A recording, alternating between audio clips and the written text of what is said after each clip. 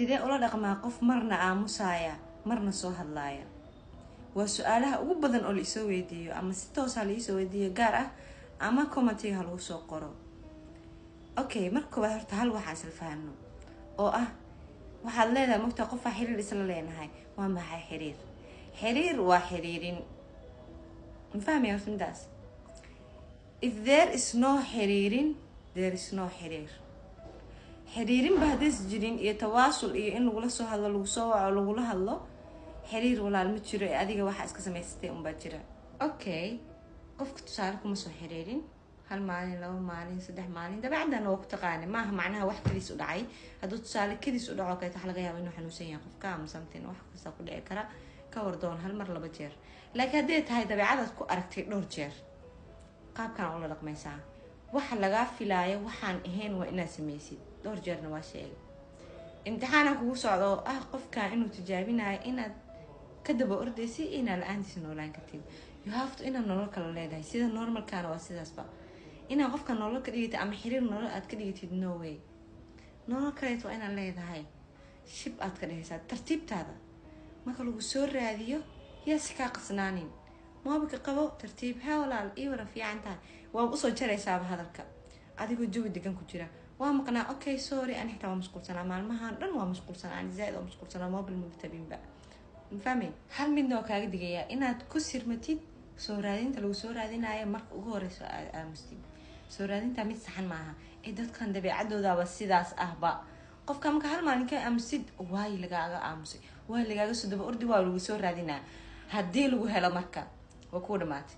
because waxaa lagu ogaanayaa inaad tahay qof markii la rabo lagu heli karo, marka la rabo laga aamusayaa. That's it. mushkiladba maxaa la isku ka saarayaaba. haddii marka aad bilowdid mar waa inaad toos ugu wadid. ama qofka inuu toos mado si toos kula socdo ama inuu qulqulo wax u dhaxeeya midna soo maahan. waxa sameynay marka tartiibtaada marka lagu soo waco waa usoo gaabinay hadalka dhan. waa mashquulsanahay, waa mashquulsanaa baryahan. ma fahmay? markaasna waa kusii salaamaaba dhehaysaa. maalinta laad marku soo waco oo hurda iga kicisay, maanta waxaa leeyahay shaqo aad u muhiim ah. ma fahmay? waa inaan baxo aad uma sii hadli karo oo kusii salaamaya. yacni wax ka dhigaysaa qof aan muhiim ahayn.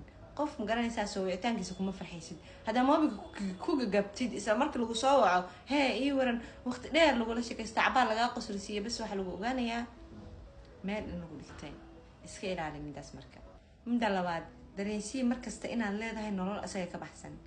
jadwal aad inaad degsatid asaga aan ku jirin.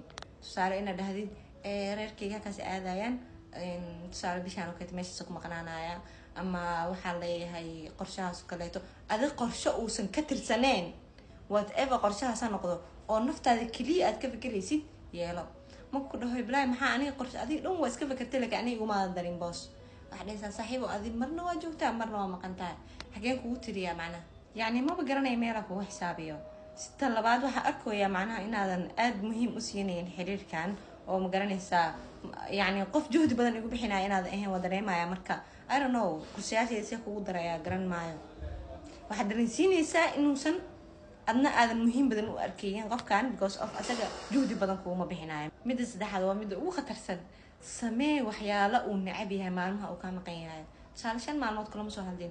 waxyaalo u dhihi jir waxaas ma jecel inaad samaysid, ani halkaas inaad tagtid ma jecli, gabdhahaas inaad raacdid oo kaleeto ma jeclaanayo. whatever wuxuu necab yahay adiga samee, ku raaxayso. hubina inay gaarto fariintaas.